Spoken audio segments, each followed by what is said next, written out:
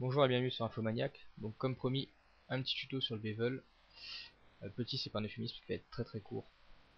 Vous allez comprendre pourquoi. Donc on va le chercher, modifieur, bevel. Alors bevel, tout ce qu'il fait en fait, c'est faire un biseau sur les arêtes. Donc, on a la taille du biseau ici. Voilà. Si on souhaite appliquer le biseau uniquement au point, aux extrémités des angles, on peut. Voilà. Ensuite on a un paramètre angle. Je vais vous faire un peu de théorie pour bien comprendre. Donc voilà. L'arête qui est ici, finalement c'est rien d'autre que l'intersection de deux faces. Ces deux faces sont décalées là pour le coup de 90 degrés, puisqu'il y a un angle droit. Donc c'est ça cet angle qu'on renseigne dans le paramètre angle. C'est-à-dire que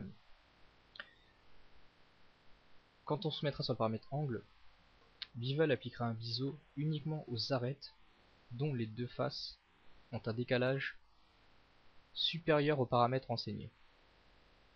Donc je vous montre. Donc ici on a 90 degrés. Donc si je mets 91, en toute logique, je n'ai plus de biseau.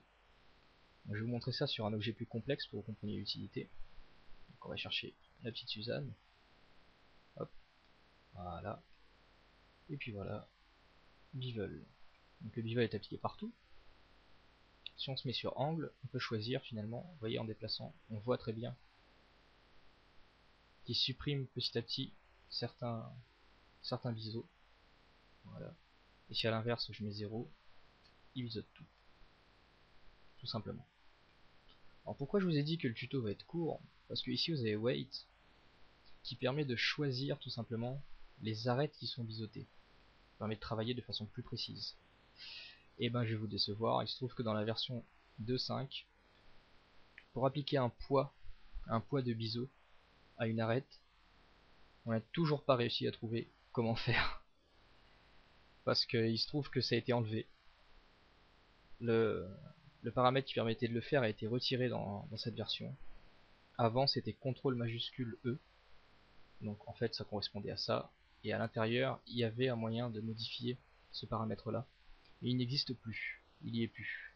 Donc les modeleurs ont trouvé d'autres façons de faire. Ils ont créé des scripts pour pouvoir faire des biseaux de façon locale.